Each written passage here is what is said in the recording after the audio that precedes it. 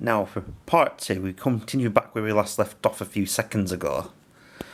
Yeah, Annie Jew is just a mole, very obviously ripped off from bottles. The snowman's named after one of the Mr. Men, Mr. Rush. Even though Liz the butterfly, he only has a year in somewhere to live. Butterflies don't really live that long, so putting her into that glass jar would otherwise feel pointless. But then again, butterflies were never meant to survive into the winter anyway.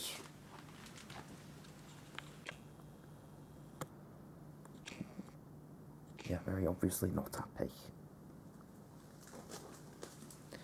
And there's Himmy the bear from a few pages ago with his family. Two of them are actually named after characters from Jimmy Neutron. And Hailfire Peaks crossed with Cloud Cuckoo Land, complete with two dragons who won't even be. Were never really relevant to the story at all. Except to emphasise where actually he ripped off, just stole ideas from. And this Himmy's friend, and that. Yeah, I'm sorry. I stutter because I have anxiety.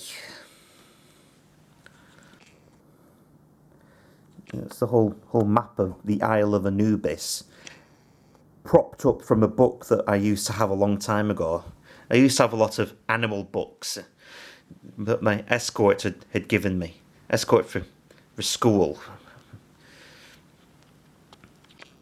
From 2003 to 2012.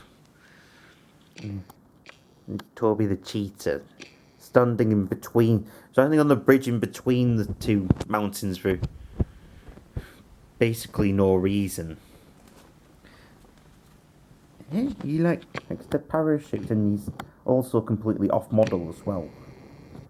We never really wear ones for consistency. Well, Dad mostly, since he did all the artwork, and I actually gave him reference pictures.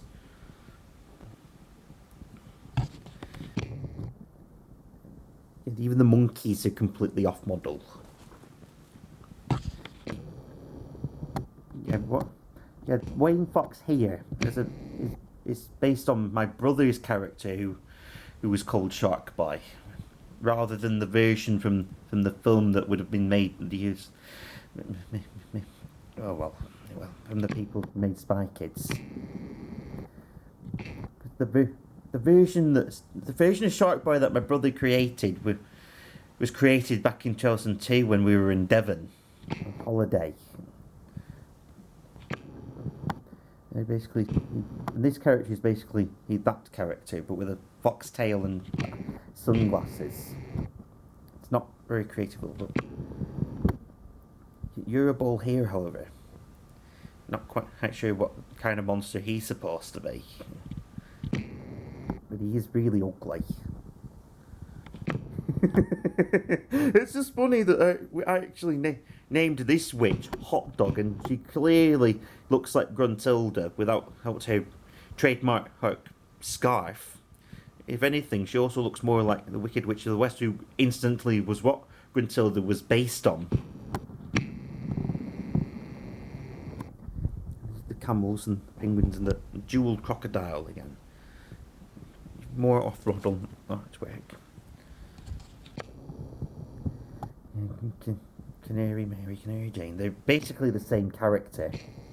And one of Himmy's cubs were in summary with a literal potato. You can see the character design influences or plagiarism from Banjo-Kazooie.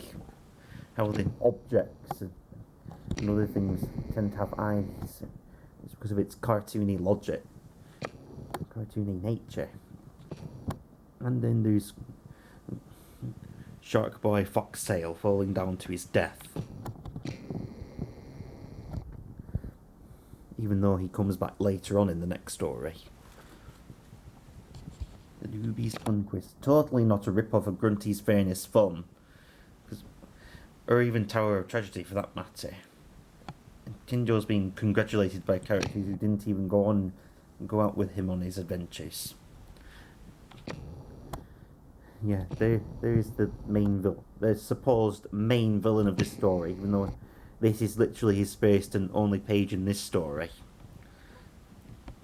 He is literally an Anubis. And then there's the crowd shot at almost every single character who appeared throughout the whole story, celebrating Tinjo's victory in the quiz show. Even that mummy named after myself, and the butterfly on top of the Stegosaurus's head, who will actually die after this story. And yeah, the turtle's naked. Moving on. The end.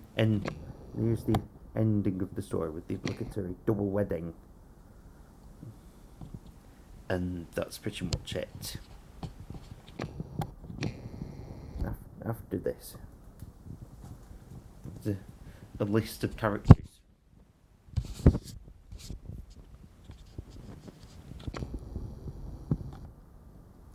What?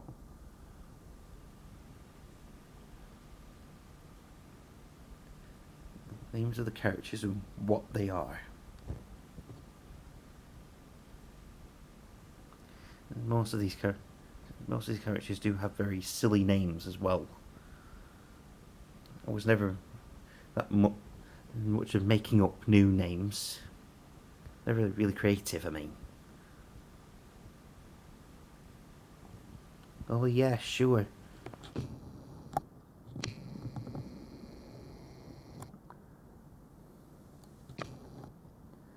And right up to the last character who appeared in the story.